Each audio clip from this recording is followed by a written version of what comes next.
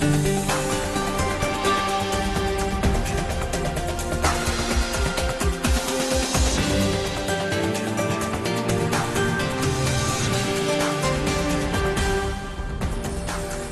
and welcome to World Insight with me, Tian Wei, coming to you live from Beijing on CGTN. Coming up on today's program, the U.S. seeks to add low-yield bombs to its nuclear stockpile, taking its cue from a Pentagon policy paper. Could this U.S. posture fuel an arms race? And I catch up with an exclusive interview with Enna Park, South Korea's ambassador for public diplomacy, who's tasked with the PyeongChang Olympic Games. She talks about the extraordinary show of unity between Pyongyang and Seoul in the Winter Games. Is it a good start or just for show?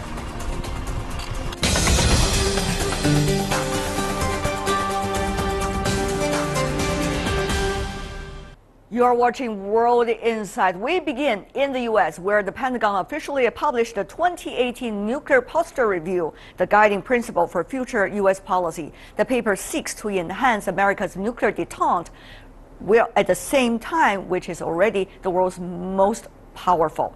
The report listed China as uncertain international security environment, along with Russia, Iran, and the DPRK. China has expressed a strong opposition to this report. As the United Nations Security Council imposed the sanctions on Iran and the DPRK to limit their nuclear activities, the U.S. plans to expand its nuclear capabilities, particularly in the arms race. Could this trigger a new nuclear arms race? That's really the question before our discussion. Take a look at this. We must modernize and rebuild our nuclear arsenal, hopefully never having to use it, but making it so strong and so powerful. The United States plans to modernize its nuclear triad capabilities on land, air, and sea by revamping its nuclear arsenal and developing new low-yield atomic bombs.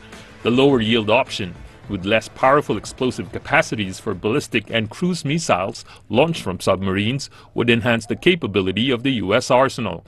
The Pentagon also claims that China and Russia are both expanding their nuclear forces and are challenging the free and open international order. The review adds that nuclear weapons could be used to respond to extreme circumstances, including non-nuclear attacks. The challenging and dynamic security environment requires steady action to strengthen deterrence.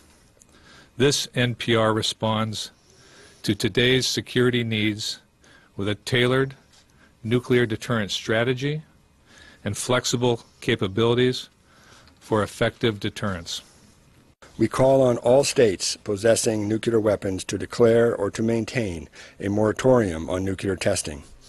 Going forward, we are also eager to increase transparency and predictability to avoid miscalculation among nuclear weapon states and other possessor states. China firmly opposed the Pentagon's nuclear posture review. The Chinese Foreign Ministry said the U.S. is looking for an excuse to expand its nuclear stockpile by distorting China's policy of no first use of nuclear weapons at any time and under any circumstances. We hope the United States will abandon its zero-sum Cold War mentality and antagonism in dealing with relations between big powers.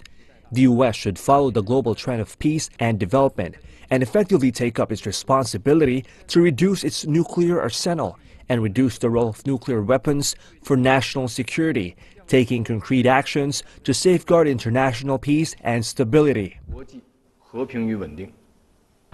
The Russian Foreign Ministry also expressed disappointment with the anti-Russia content of the defense paper. The ministry said it regretted the U.S. posture, with accusations against Russia of lowering the nuclear threshold and conducting some aggressive behavior.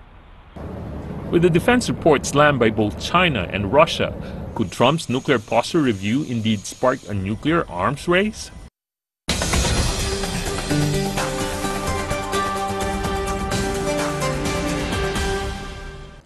So, a new nuclear arms race? Let's turn to our panelists to answer that question. In Beijing studio, we have Zhao Tong, who's a fellow in the Carnegie Nuclear Policy Program based at Carnegie Tsinghua Center for Global Policy. Welcome, sir, to our program. Joining us in Washington, D.C., Michael O'Hanlon, a senior fellow from the Center for 21st Century Security and Intelligence, and also Director of Research for Foreign Policy at the Brookings Institution. Welcome as well. Over in Boston, we have Sun Young Lee, Kim Koo Korea Foundation Professor of Korean Studies at Fletcher School at Tufts University. Welcome, Professor. In Moscow, last but not least, Pavel Felgenhauer, a Russian defense analyst. The gentlemen, I want to welcome all of you. Let's start with you, Mr. O'Hanlon. What exactly does the NPR suggest when it comes to these 3 points, technical, operational, as well as policy? Briefly help us to understand this. Thank you. Nice to be with you. First of all, I want to commend China. I think China has continued to show a lot of restraint in its nuclear weapons policy. However, I think the best way to understand this nuclear posture review by the Trump administration is a response to recent Russian behavior. Russia is believed to be in violation of the INF Treaty. It's been talking about threatening nuclear weapons use in limited war scenarios. It's been buzzing NATO aircraft. I understand the origins of this Russian behavior are complicated, and I've tried to show some understanding of that and propose a new approach to security in Europe. But one last quick point. This document is primarily a response to perceived Russian aggressiveness, and I hope that some of its steps are temporary, but I do not think that they are fundamentally directed at China. I think they are primarily a response to Russia's behavior in recent years. Mr. O'Hanlon, may I continue to ask the same question? So what does this NPR mean for the U.S. side when it comes to technical, operational, as well as policy when it comes to these nuclear weapons and nuclear weapon piles? Well, I think your correspondent had it correct, that fundamentally we are trying to replace the nuclear triad, the 3 main elements of our nuclear force. That was an Obama administration policy already, and that was largely because the weapons are getting old.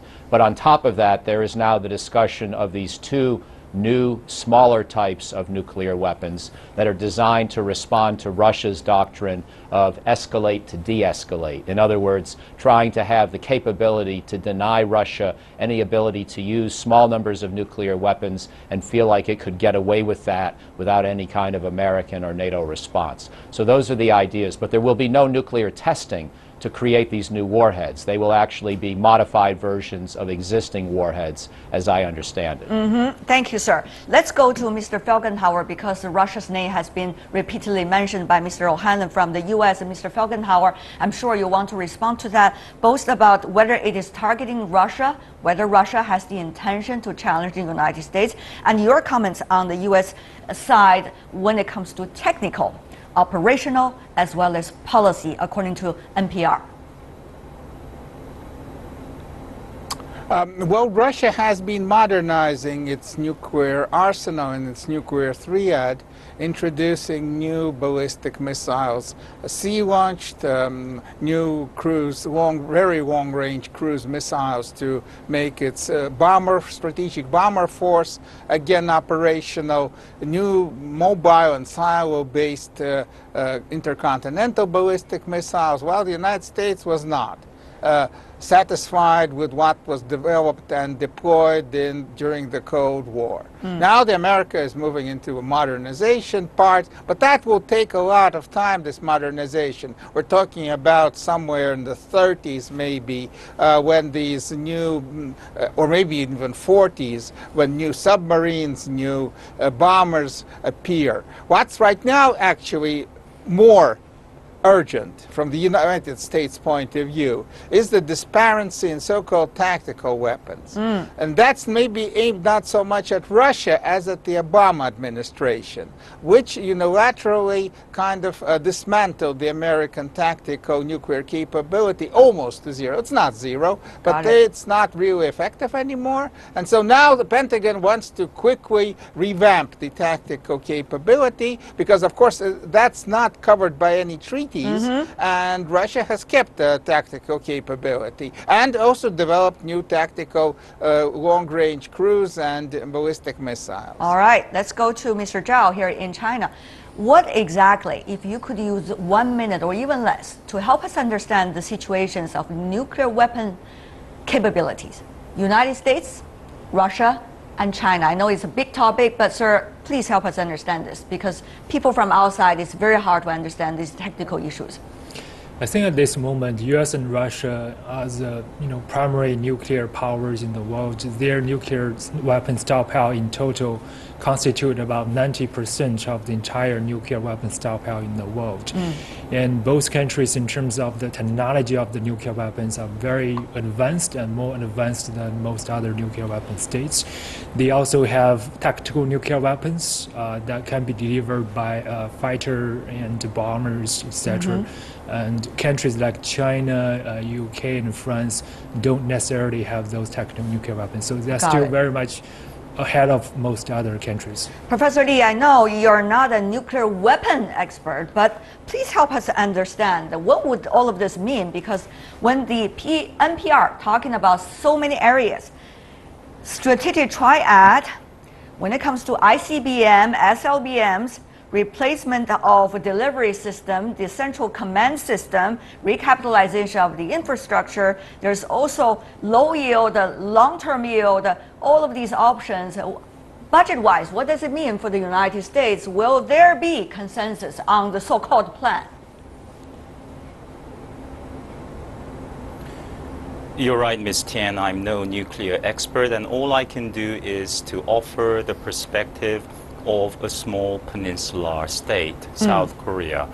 Now, it sounds a bit contradictory or counterintuitive, but the more powerful a major nuclear weapons possessing state grows, the more fearful its small dependent allies may become, because the US may come across as reckless, perhaps even, more willing to use these so-called low-yield devices, that is, pulling down the number of casualties, death inflicted from millions to tens of thousands. But that's not reassuring. Now, back in the 50s, when the Soviet Union felt that China was too adventurous, especially in the wake of the bombing of the offshore islands in August 1958, Khrushchev rescinded on the bilateral nuclear technical accord of 1957, basically telling the Chinese, we changed our mind, we're not going to help you with providing a blueprint for the bomb or any technical data. And that drove China to develop on its own nuclear capability. My point is, yes, the US is showing its intention more than its capability, but it may actually backfire because you don't want to come across as too adventurous. All right, just because Mr. Trump wants to spend more on nukes, his administration, as mentioned earlier, may not necessarily all on the same page. In July, the president was shown this chart that maps the fluctuations rather, in the U.S. nuclear arsenals over the past 70 years. The president reportedly demanded boosting the U.S. active stockpile to 1960s level, a tenfold increase. Secretary of State Tillerson was said to have called Trump a moron in response. Of course, he later said he didn't at all, and now he's pretty much following all the rhetoric in the president's steps. Having said that, though, Mr. Hanlon, are we going back to the Cold War time? Is this really the time that Russia, even though, as you mentioned many times earlier, and the United States are likely in another nuclear arsenal race? And as we all understand, the fall of the Berlin Wall, the collapse of the former Soviet Union was partly due to an arms race. Will Russia be just like what it was? And will the United States run the same way? Well, I'm certainly very nervous about U.S.-Russian relations right now, although I appreciate very much my colleague in Moscow on this show. I thought his analysis was excellent and very fair, and I think that the United States and Russia should be able to get back to a good relationship. But right now, we do not have a good relationship, and we're even seeing manifestations of the tension and rivalry in this domain of nuclear force modernization, as he just pointed out. So, the good news is at least we are at much lower levels of nuclear forces than during the Cold War, and we're going to stay at much lower levels. The bad news is we still have much larger nuclear forces than I think any realistic assessment of need would lead you to believe we really should be possessing.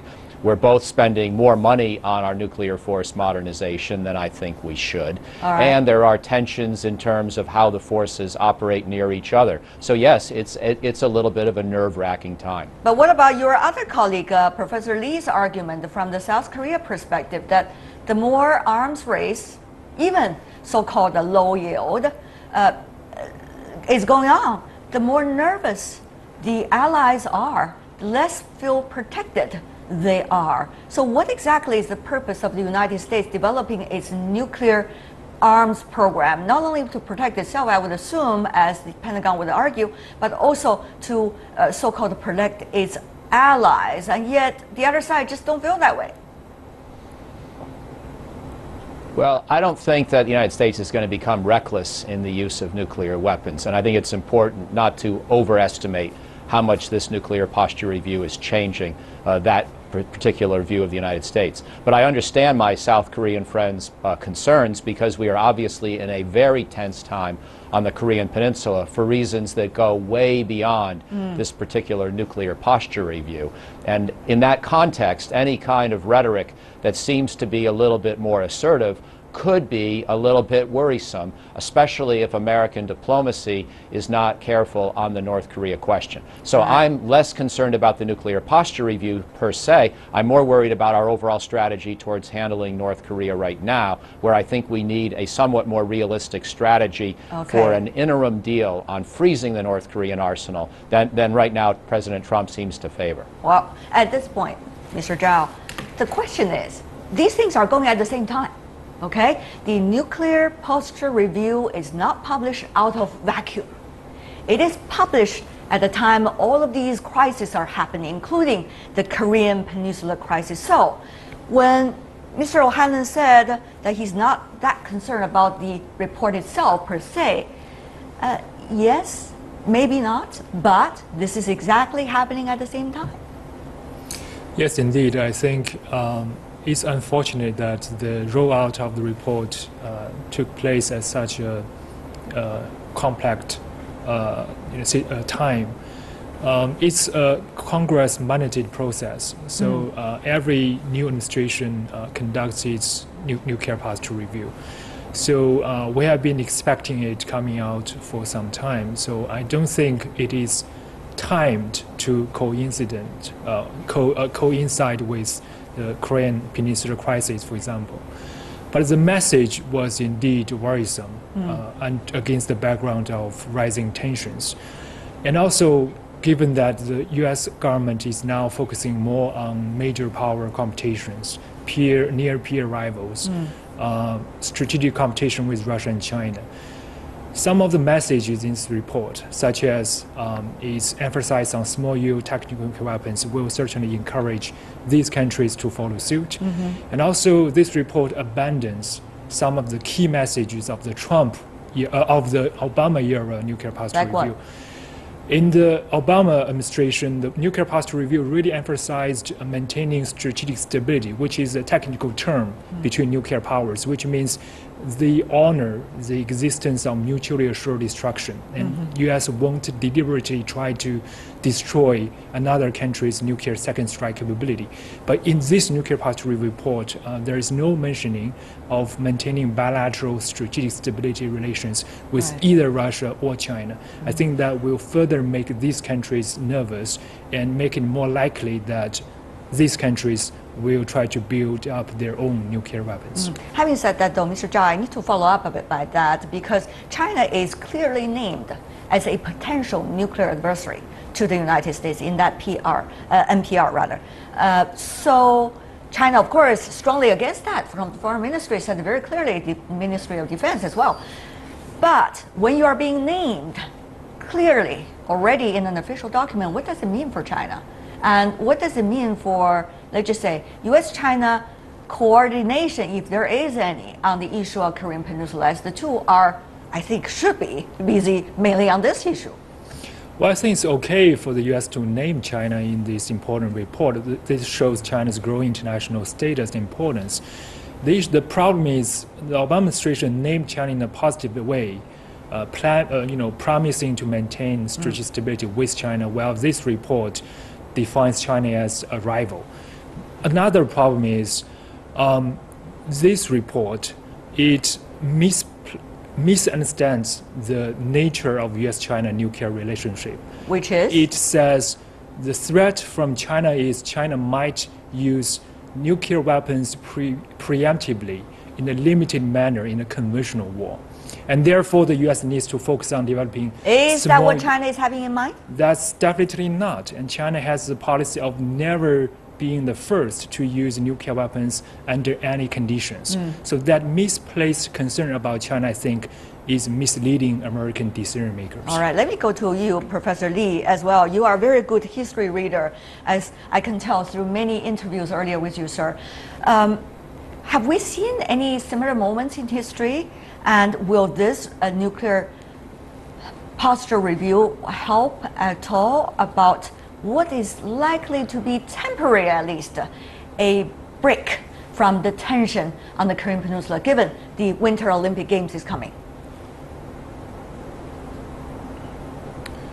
Well, when you're talking about nuclear parity on both sides, the US and Russia, in the thousands, almost 7,000 bombs held by each side, it's mind-numbing to most laymen like me. Why is this necessary? Is the posturing excessive?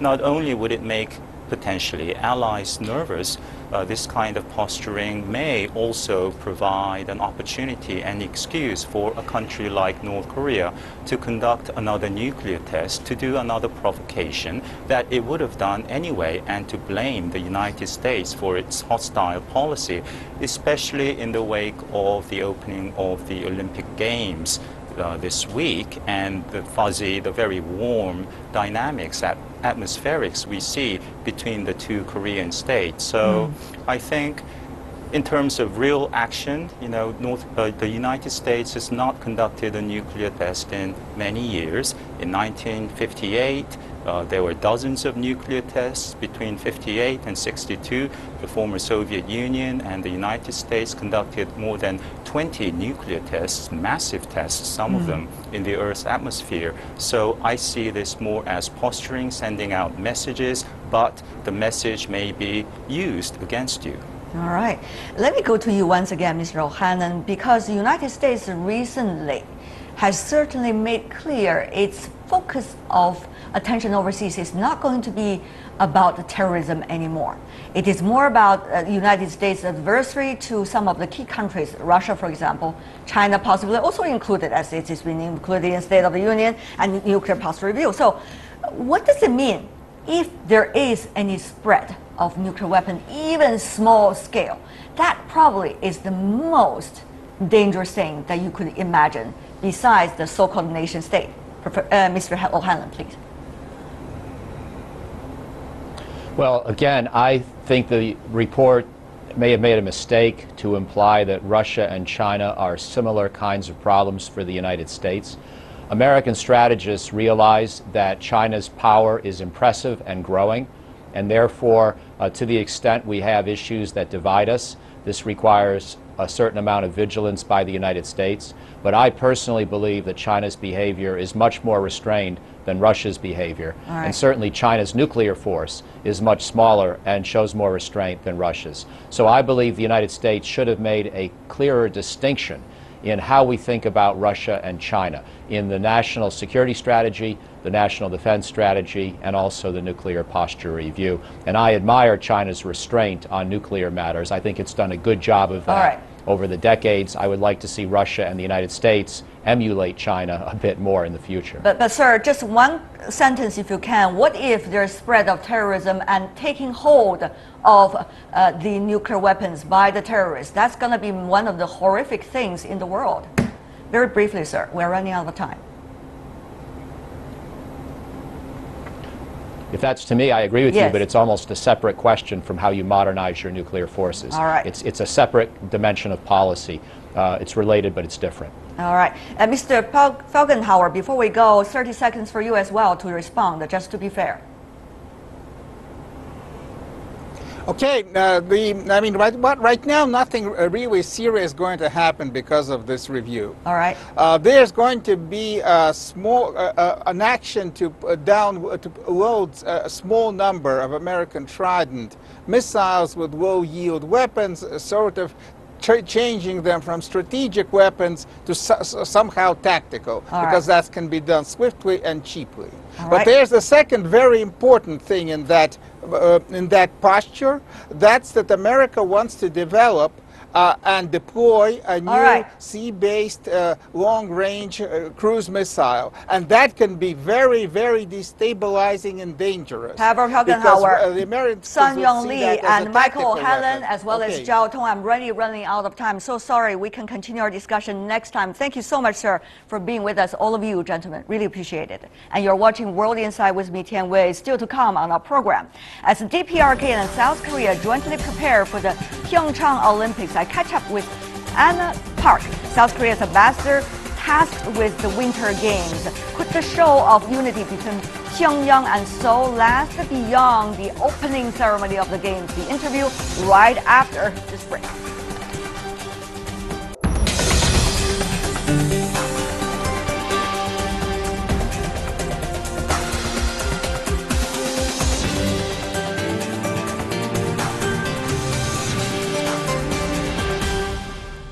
You are watching World Insight with me, Tian Wei, coming to you Monday to Friday on CGTN. The 140-member DPRK art troupe has arrived in South Korea on Tuesday afternoon ahead of the upcoming PyeongChang Winter Olympic Games. The members will perform on Sunday at the National Theater of Korea in Seoul, which is part of celebrations for the game. Kim Yong-nam, the DPRK's top lawmaker, will lead the delegation.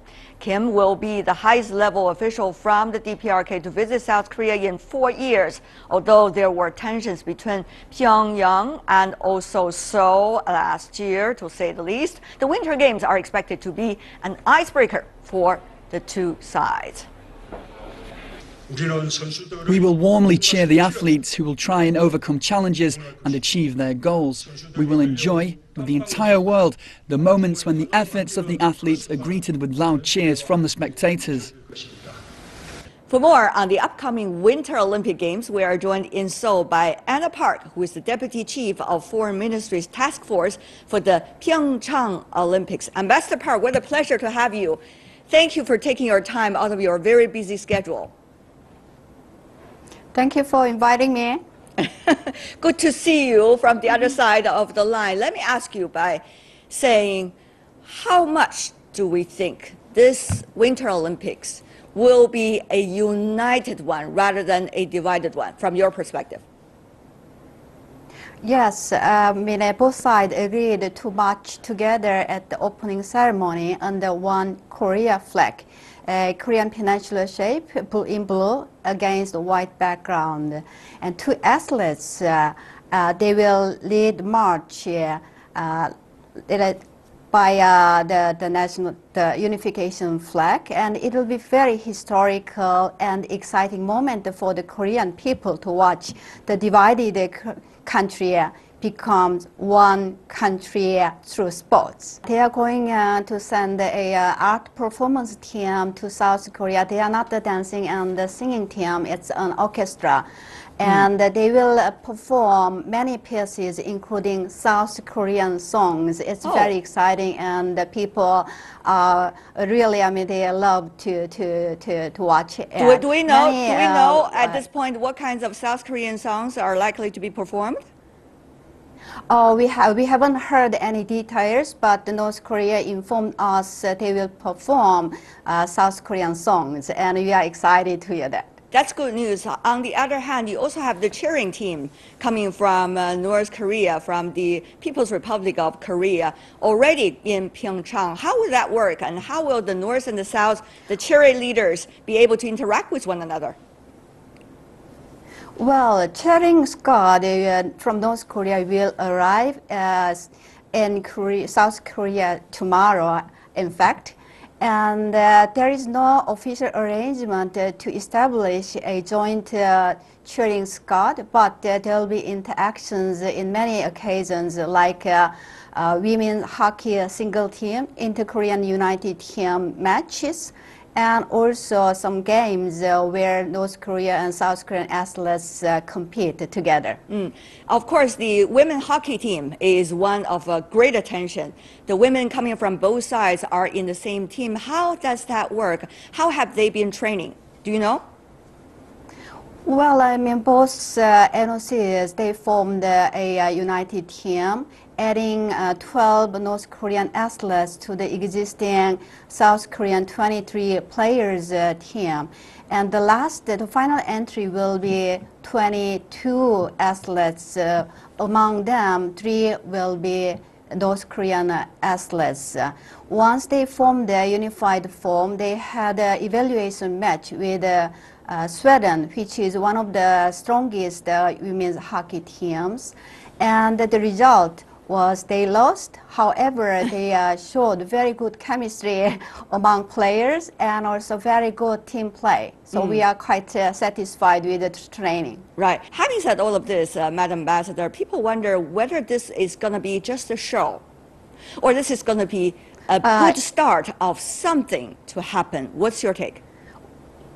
Well, it's more than a good start. It has very special significance. It's a true manifestation of peace and harmony to the world. You know, it should serve as a turning point in the pursuit of our long aspiration for peace and prosperity, stability in the Korean Peninsula. You know, North Korean participants, North Korea's participation in the Olympics may not in itself be enough to ensure that our aspiration becomes reality. However, this very important initial first step should lead to a breakthrough, to ease tensions in the region, to create favorable conditions, atmosphere to resolve North Korean nuclear issue, and ultimately to establish lasting peace on the Korean Peninsula. Well, Madam that's why we have to work for the post-PyeongChang.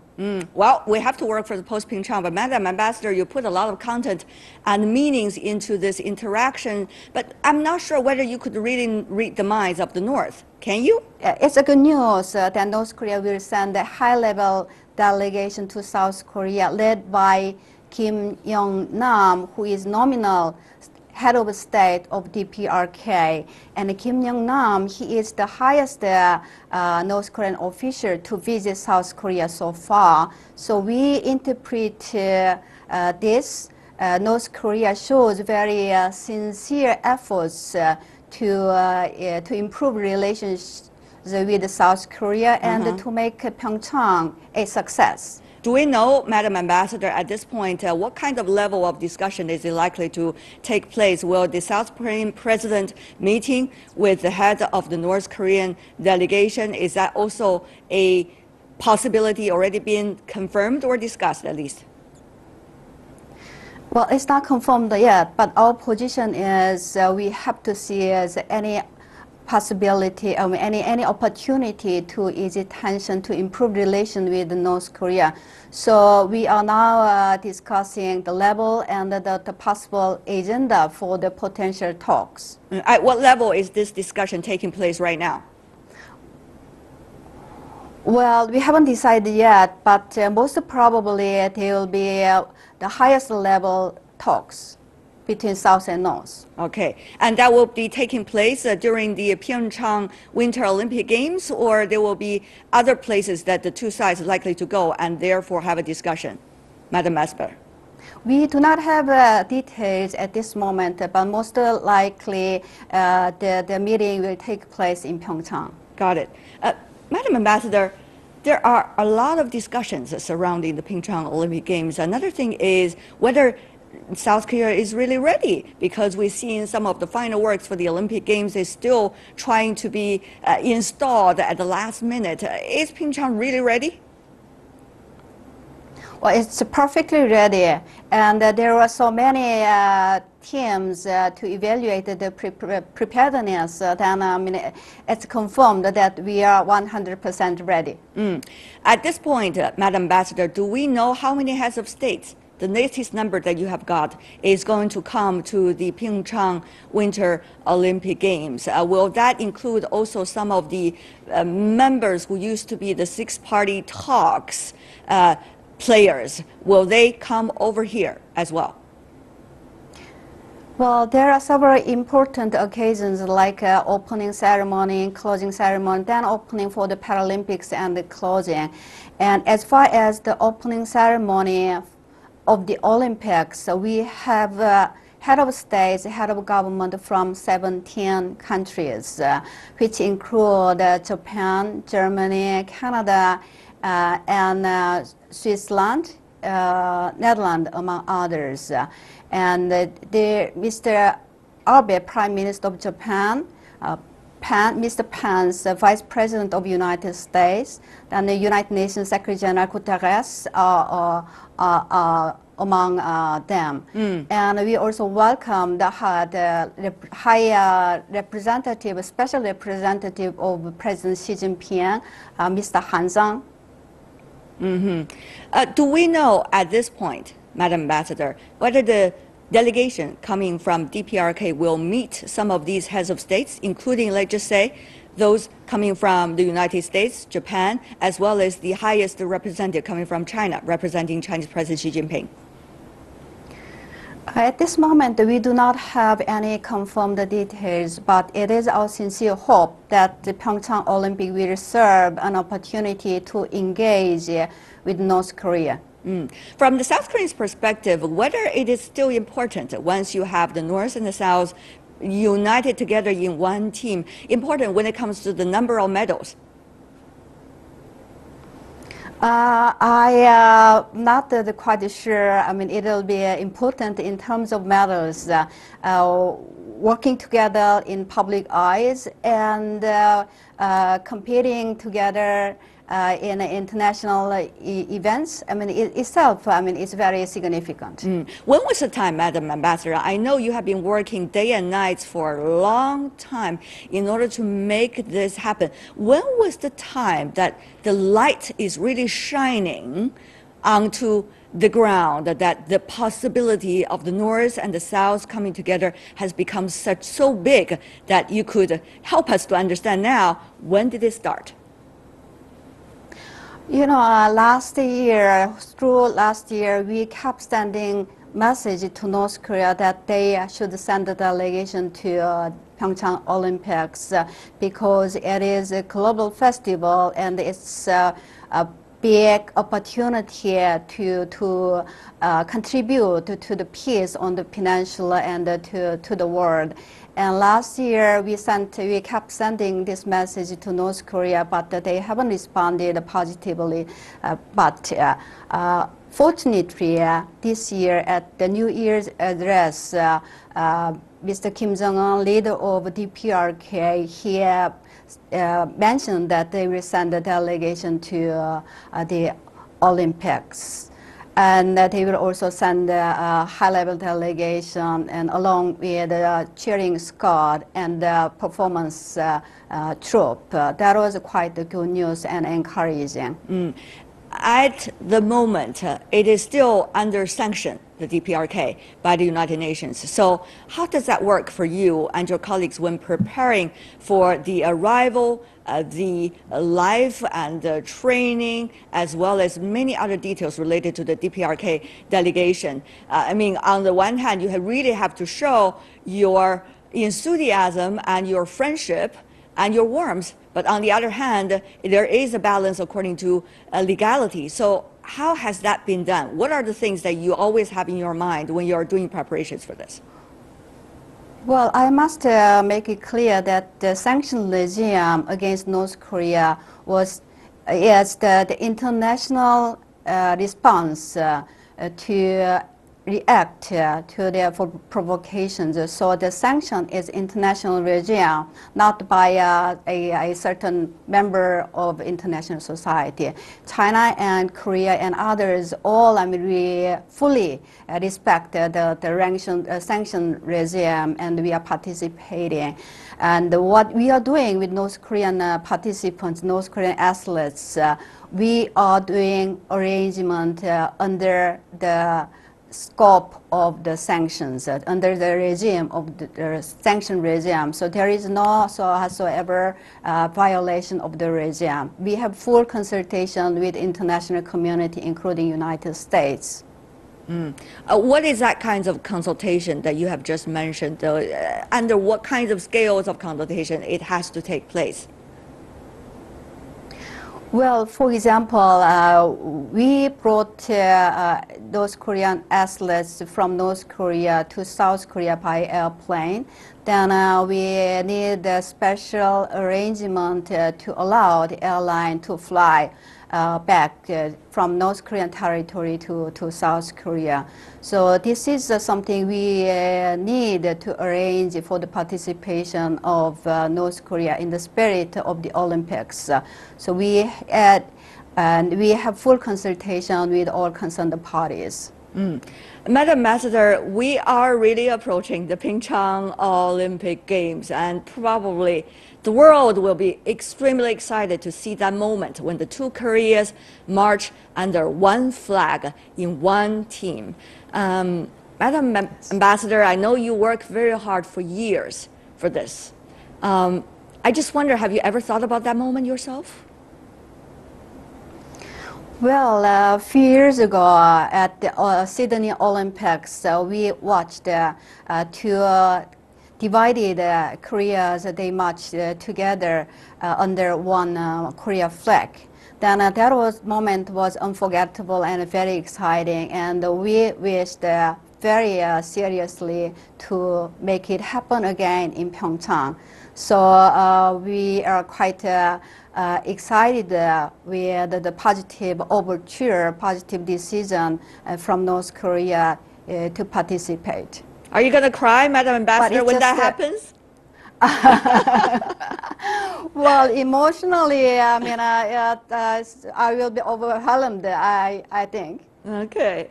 Tomorrow, I'm going to PyeongChang, and I will attend the opening ceremony. Oh, I may cry. Enna Park, Deputy Chief of Foreign Ministry's Task Force for the PyeongChang Olympic Games with South Korea. What a pleasure to have you, Madam Ambassador. All the best. All the best. Thank you very much. Thank you so much, ma'am. And that is all the time we have for today. If you'd like to see more, try to find us World Insight CGTN into your search engine, or check out our YouTube channel. You can also follow us on Twitter, Facebook, and Tian Wei. From me, Tian Wei, and everyone on the World Insight team, thanks for watching, and tune in again next time for insights across China and around the world. Good night.